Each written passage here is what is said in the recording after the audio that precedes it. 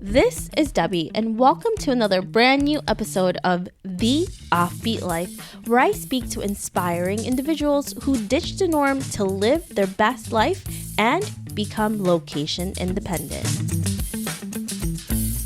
This week, I speak with Rebecca Chant, who is a remote copywriter and blogger behind Maybe This Way. Before becoming a freelancer, Rebecca was a dietitian. Although she enjoyed her job, she knew she wanted to travel the world. So Rebecca quit her job and traveled solo for several years. After her journey ended, she decided to come back to her job, but soon realized that her career as a dietitian wasn't as fulfilling as she had remembered. The years she spent traveling made her realize that she wanted to continue to travel and be a writer. Today, she is doing just that. She and her husband have taken the leap to travel and work remotely, but with a home base in Montreal, Canada. Rebecca is a very special guest because she was the first listener to reach out to me and let me know how this podcast has helped her take the next step to be location independent.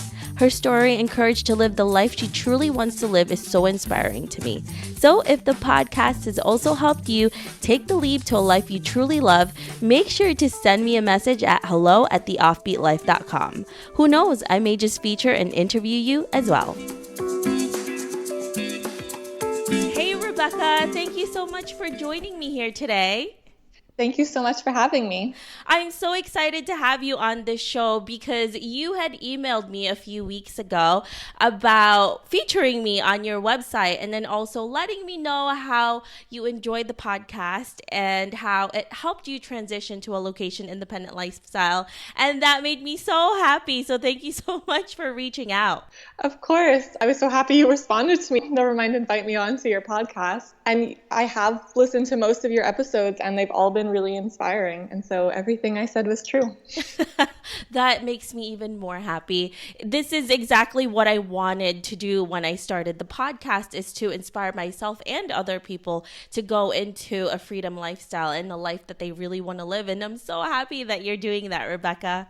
Yeah, everyone you've interviewed has just been so different and unique, and really you can learn a lot from each person. So thank you for that. Yeah, and now you're one of them. So Rebecca, your story is really unique and really interesting. Can you tell us a little bit more about you and why you live an offbeat life? So I'm actually trained as a dietitian. I went to university for that.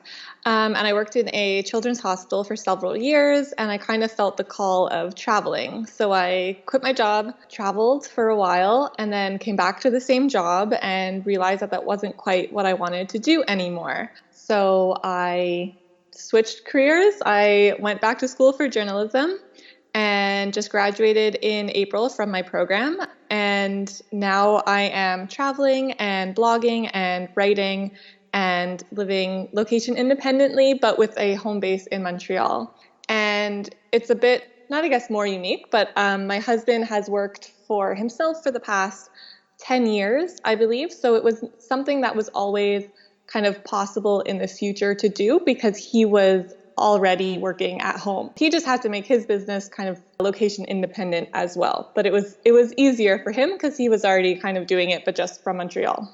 That's amazing. And for you to take that leap to actually become location independent and go into a completely different career, what were the first steps that you took in order to reach that goal and your dream to be location independent? It took a lot of thinking about it, to be honest. Kind of a lot of, is this actually a thing? Can I do this? Is it sustainable? Is that the future that I want? So a lot of brainstorming with myself for sure, but also with my partner.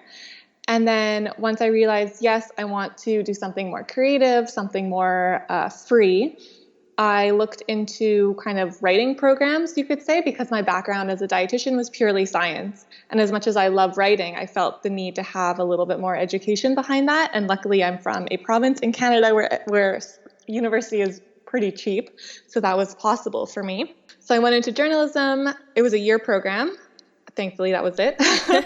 And kind of went into it saying, okay, I want to write, I want to travel, I'm not really sure how I'm going to do this. And then throughout it, we kind of both talked about, my partner and I talked about me doing kind of more travel writing and based like that. And with the help of lots of research online and podcasts like yours, now it's really happening. A lot of people, most of us, are afraid to move on from a job that's really secure and you've worked really hard on it for so many years and transitioned into something more creative or other things that will lead you to this lifestyle. What was the reaction from your husband when you told him this? And did you have a lot of fears and anxiety from moving on? Absolutely. Fear and anxiety for sure. A lot of excitement. My husband is 100% supportive. He's kind of like, "Kate, what do you want to do? Let's make it happen." And I'm the same way with him. So that works out. Some of my friends were a little bit more kind of hesitant. What are you doing? Is this what you want? My parents are kind of getting used to me doing whatever I want. I know they're going to listen to this podcast and be like, yeah, we knew you were going to do this eventually. So not too many people were surprised. And because I had kind of quit my job before to travel, that was actually, because there's two separate moments. I quit to travel, but then I went back. And then I quit again to kind of change careers.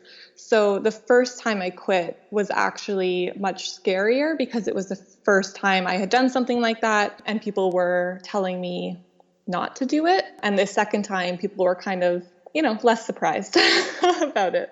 It's always scary the first time, and then afterwards it's like you already mentally prepared yourself from before, so it's you kind of know what's going to happen. And there's going to be some people who will just not understand it because security obviously is what most people want with their life, and then you're going out of that and it's a completely foreign thing for most people to even handle. Exactly. I mean, there were a lot of talks with my coworkers, actually. Like, I'm really good friends with some of my, former coworkers. So there were a lot of discussions about that, the security and the not security and what I want. And, they're taking the path of having that career that I could have. And so at least I had people to talk to in that regard. So your day must be so different from before when you still had your day job. What does it look like right now? It's a bit messy right now. Of course, there's the travel days and then the at-home days. And I am still kind of trying to find the perfect balance. But my day, basically, I sleep in for sure. I'm a sleeper inner. And I realize that that's okay because I'm actually more productive at night. And I find that a lot of people give tips on, wake up early, get your day started, all of that. And for me, it's kind of the opposite. It's enjoy my morning, whether that's at home in Montreal or whether I'm traveling, kind of enjoy my morning, enjoy my day. And then when I get home afterwards, it's time for me to work. And that's when I'm most productive. So each day is a bit different. While traveling, obviously, it's great that I have the day where I'm not feeling that stressed about working. And at home, same thing. I can do errands, I can do whatever I want, and then I work at night. So I'm sure a lot of people listening to this are like, no, you need to wake up early to be productive. But I promise you, tried and tested, I am more productive at night. It's different with everybody. It's different when you're at your most productive. And I have to say, I thought I was a morning person and I'm actually more productive in the afternoon. So I definitely get you there. I still wake up really early, but I'm more focused in the afternoon. Yeah, exactly. Like during the day, I mean, of course I work. I'm not just saying I'm like floundering around. I mean, social media, emails, things like that, but it's much less, it's more of the things that are kind of here and there. But when I really need to sit down and focus on something like my copywriting jobs, writing a blog post, editing photos, things like that, that's really at night that I do that. Looking at your life and a lot of freelancers' life, especially on social media, it looks like a dream come true. But I know, and there's a lot of work that goes into it. So what are some of the things that you didn't realize were obstacles as a freelancer that you know now that you wish you did? So I'm really lucky because I witnessed my husband, I watched my husband go through this for so long that all the things that kind of he had to deal with on the day-to-day, like no social interaction unless you make it happen, things like that. I'm kind of prepared for that already. So that was really helpful for me. But something that's kind of tough with blogging and being on your own is that you really do everything, even the stuff you don't want to do. Like, for example, writing the metadata in all of your blog posts, all those descriptions, like that's something that I do not enjoy doing, but it's up to me. And, a blog post isn't done until that's done. So really, if you're going into kind of freelancing, it really is you from A to Z. And all of those details that you wish you didn't have to do, it's still up to you. For now, at least, until you can hire someone. That is really true, Rebecca. Everything is on you. Everything you're doing, whether you're starting a blog or a business or whatever it is that you're doing, you don't have coworkers that's going to help you out or even a boss telling you when the deadline is. So you have to be your own assistant, your own boss, everything all into one. All those small details are what take up the most time. And so I think that that's never shown. And thankfully, I knew that because of, firsthand witness to that experience. But the reality is, those Instagram captions, you got to write them. You got to, think about them, do the research, write them, all the hashtags, all the tagging. Just one Instagram post is so much time. And I don't think that's often shown. Because, it just comes out of nowhere, and the pretty images. And I always tell people the more beautiful the images are, the more work that person had to do to get it. So Definitely. What has been the biggest setback that you have encountered so far, and how do you usually handle it? The biggest setback for becoming a freelancer and location independent was really myself, in a way, of me doubting that this was possible, doubting that this was possible for me, thinking that this is kind of a legitimate career choice, and getting kind of all of that out of my head and saying, yes, I can do this. Yes, this is for me. Yes, this is what feels right. And putting that mentality in your head that I'm going to do this, I'm going to be successful at it, and I'm going to work hard to become successful at it. So kind of getting over that doubt and becoming confident in what you're doing. It's amazing what happens when you finally take the step and you take all of those negative thoughts out of your head and realize that you are a really strong person and you're capable of so many things if you just give yourself the confidence to do it. So just seeing you and what you're doing and your husband and what you're doing right now, none of us are really that special. It's just what you're willing to do with your life, and whether you have the courage to do it or not. I think what makes the difference, and obviously the persistence that you have in really realizing those goals and those dreams. Mm-hmm. And the importance of it for you, right? It has to be the important thing. It has to be your priority, and you have to be confident in yourself that you're going to succeed. That's the only way to really, truly kind of make it happen in a way that fulfills you. Yeah, absolutely. And then you're obviously going to get naysayers and negativity, and you just brush that off because, it's their life. They live how they want to live, and you live the way you want to live. And later on, they're going to be like, how on earth did you do that? And you're like, because I did. Because of all the hours behind the scene, editing SEO, that's how. That's right. So, Rebecca, how do you balance work into your travel? What I do as a freelancer, I'm not really on a time zone, but my husband is actually. He works a regular schedule in Eastern Standard Time Zone. So it really depends on where we are in the world. Like last year we were in Colombia, and that was kind of a similar time zone, so it was much easier. We kind of had to change. The morning was work, and then the afternoon was exploring. And then here, where we're in Belgrade at the moment, it's a totally different time zone. So it's better for us to go and have fun in the morning and then work at night. So thankfully, my schedule is a bit flexible and I can work kind of whenever. So I'm a little bit tied to my husband's 9 to 5, you could say. But it works for us, and days where we don't really work all that much, we'll make up for it on another day. Like, for example, yesterday it was a work day for us. It was sunny out and it was nice, but it was a Friday before a weekend and it was a work day.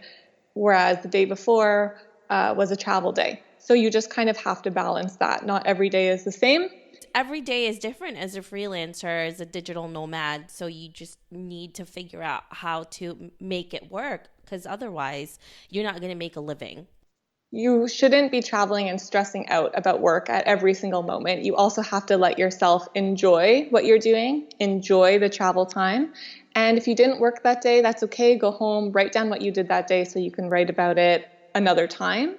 But you really have to be still in the moment as much as in the back of your mind, you're thinking about blog posts and what you can write about this and destinations.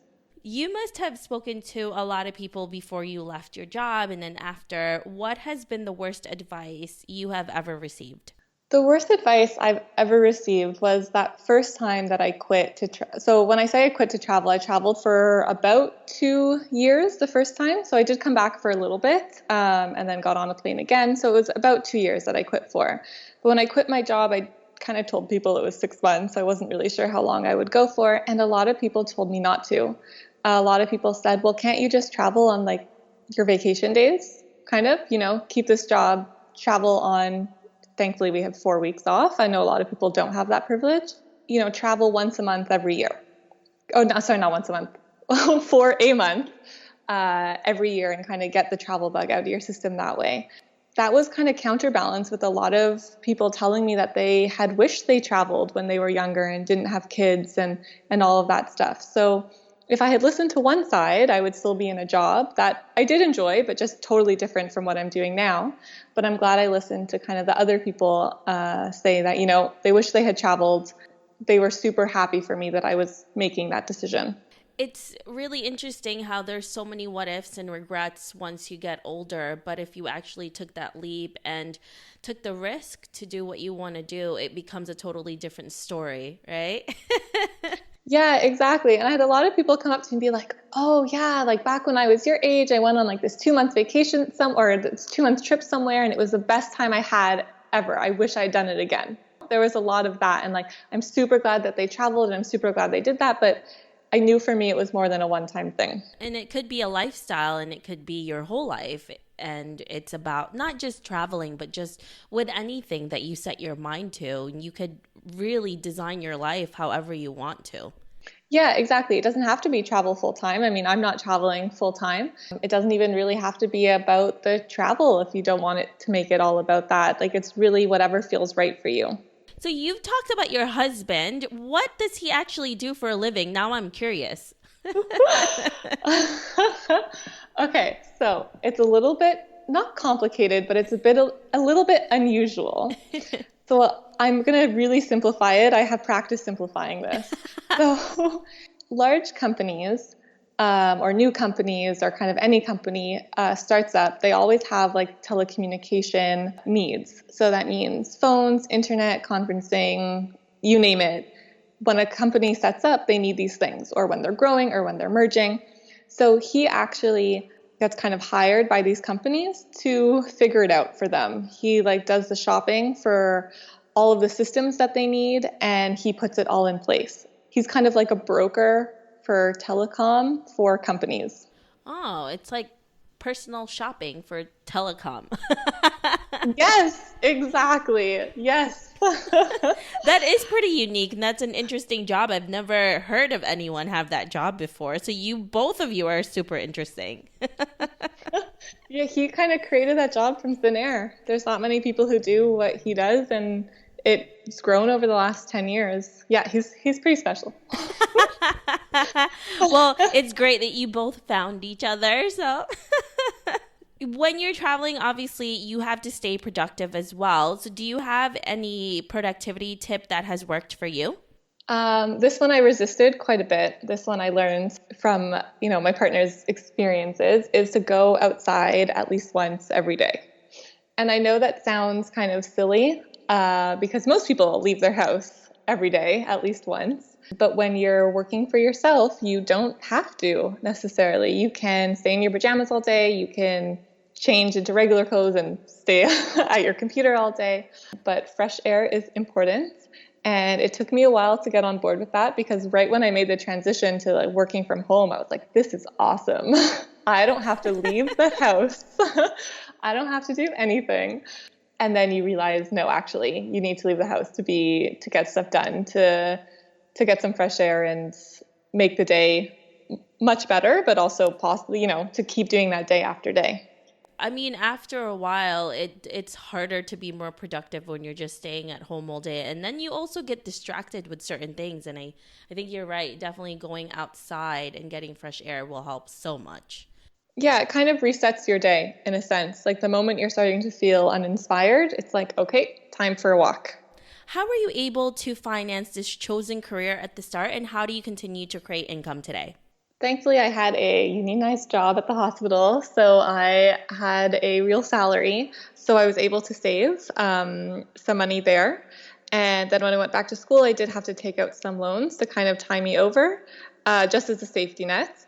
Basically, I started copywriting during this past year or so, and I've received income from that. So right now, the blog itself is not making money, but I have actually gained copywriting work from having my blog. So indirectly, it's brought in money, which is the goal. No, which is one of the goals for sure. So initially, for sure, savings, and then now it's kind of the stuff that people might not see on the blog necessarily, but I'm working behind the scenes. It's kind of like your portfolio, your blog. Even though you just started, it necessarily doesn't have to make you money at the start, but it will get you to that point. So that's a really great way to do that. Yeah, exactly. Like right now, well, one of the people I'm working for is Skyscanner. I'm sure you've heard of Skyscanner. It was kind of like the Google Flights before Google Flights was even a thing. So it's kind of cool that I'm working for them now as an editor and a copywriter. And that happened at the same time that I started my blog, because I was like, oh, hey, here, I'm starting a blog. It has brought in some opportunities, even if the blog itself has not made any money yet. Yeah, absolutely. And that's a huge company for you to be able to work with. So great job on that one. Thanks. Achieving your goals and your dreams is obviously not easy, and there's a lot of obstacles along the way. How do you handle stress and anxiety when you're faced with them? I overthink it for sure. And then like many of the people you've interviewed on this podcast, I make lists of what I need to do and how to get it all done. And I typically start with the smaller things on the list because it makes me feel like I've accomplished way more when I've checked more things off the list.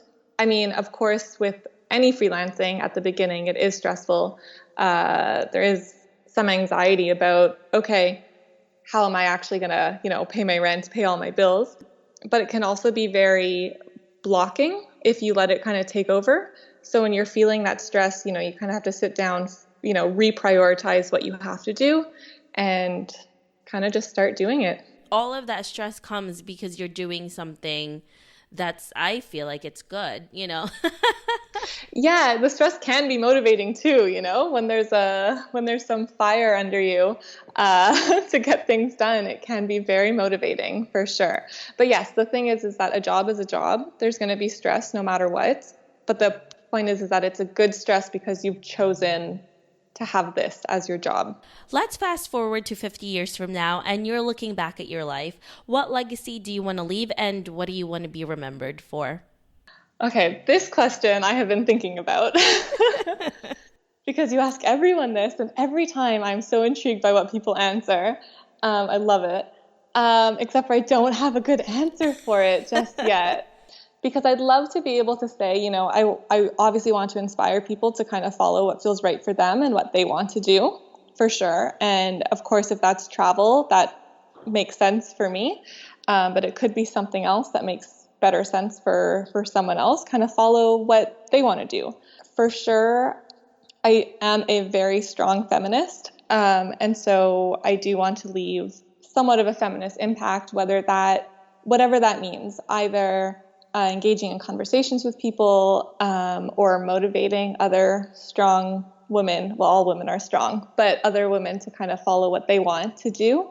That would be really, really cool. I just always find that kind of inspire people to travel is very kind of privileged. And so that's why I always get stuck with this question. That's why I don't have a great answer, is because saying that I have a travel blog and inspiring other people to travel, I feel is like I'm a white woman telling other people that they can travel. And I find that very problematic. So my legacy maybe is having everyone overthink everything, every answer they're ever going to answer on a podcast. No. But yes, it would be very cool to inspire some people to just maybe stand up for what they believe in, stick to what their gut is telling them to do, and help them follow through with it. So let's get to some fun questions. Some people, like myself, I nerd out on interviewing inspiring people like you, hiking, traveling, and really cheesy like romantic comedy movies. What about you? What do you nerd out on, Rebecca? Well, this last year, I realized that I didn't really have any hobbies beyond kind of, being the person who travels or being the person who's starting to write. So I actually picked up two hobbies. One is knitting. I learned how to knit. And I've been knitting scarves and blankets for the past year. And I also started doing hot yoga, which I love to hate and hate to love, basically. That sounds, those are like two polar opposites. Something super relaxing, and then another one that's like supposed to be relaxing, and then it makes you super uncomfortable. But you're just sweating, and you're like, why did I subject myself to this again? But then you feel so good after. Yes, definitely after your shower after that, so good. But up until that shower, you're like, why am I doing this to myself? But yes, it's good. I've been doing it for a little while now, and I can officially say it's something I do. That's awesome, though. Those are really great things to nerd out on. If you were given a 1-minute ad slot during the Super Bowl that you can't sell, with the potential to reach millions, what would you fill it with? I would say the first 30 seconds would be something that would just throw everyone off, because I think that would be hilarious. And then the second 30 seconds would be about being a responsible tourist. Since I started traveling on my own or traveling kind of more in my grown adult life without my family, I have noticed quite a few problematic things of tourists. For example, like going to religious buildings, not being properly covered, taking photos of children kind of without their consent and posting them online, things like that, and just kind of overall respecting general different cultures. I think that would be really important for people to kind of consider when they're traveling, that it's might be your vacation, but it's someone else's home. Responsible traveling is, you really have to get to know the lay of the land and the people as well, and their culture, and how you need to act in certain places. So now, as a freelance writer and copywriter, what has been the best thing that you've learned from doing this? I think the best thing that I've learned from being a freelancer is really putting yourself out there. And if you put yourself out there, there will be work, and there will be people who come to your site, and there will be people who encourage you. But it's really about taking that first step where if there's a publication you want to get published in, you got to go for it. Not all attempts are successful, but there will be some that are. You just have to keep going for it. And I think that is a great thing that I've learned. That is so true. You really have to put yourself out there, because no one's going to find you if you're just sitting at home and waiting for people to knock on your door and send you those emails. So, being proactive is key to all of this. Yeah, proactive and following up for sure. Everyone's busy. You got to follow up. What are you working on today that's really exciting to you?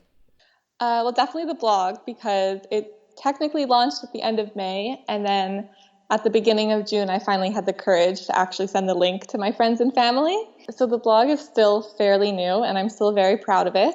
And I'm going to be working very hard on creating content for it and reaching out to people. And I'm kind of excited to see where it goes. I have a few ideas in the future of things to add. I'm starting right now with just kind of articles and content, but I'm hoping in the future to kind of grow that, and whether that's kind of podcasts or ebooks or courses or something like that, I'm excited to kind of see what works. That is really exciting, and there's so many possibilities for you to do, and your blog is already amazing right now, so I can't even wait to see what's going to happen next. If our listeners want to know more about you, where can they find you? Definitely on the blog, maybethisway.com. Facebook is Maybe This Way, kind of Pinterest is Maybe This Way. The only one that's different is Instagram, which is at Maybe This Way blog. Awesome. Thank you so much, Rebecca, for sharing all of those incredible knowledge with us. I really appreciate it, and I really appreciate you reaching out to me, and I am so excited to share this episode with all of my listeners. Well, thank you, and I appreciate all of the work you do, and I'm definitely not the only person you've inspired, so keep it up. I love it. Aw, thank you, Rebecca. I hope you enjoyed this interview with Rebecca. Make sure to visit theoffbeatlife.com. Again, that's theoffbeatlife.com to get the extended interview with Rebecca where she shares how to be a responsible tourist. Hey Offbeat family, I really appreciate you listening to this episode. I would love to hear more from you and what you think of the podcast. Suggestions on guests, topics we can discuss, or maybe you just want to be friends. Why don't we chat some more on Facebook at The OB Life or send me a message at hello@theoffbeatlife.com. I can't wait to hear from you.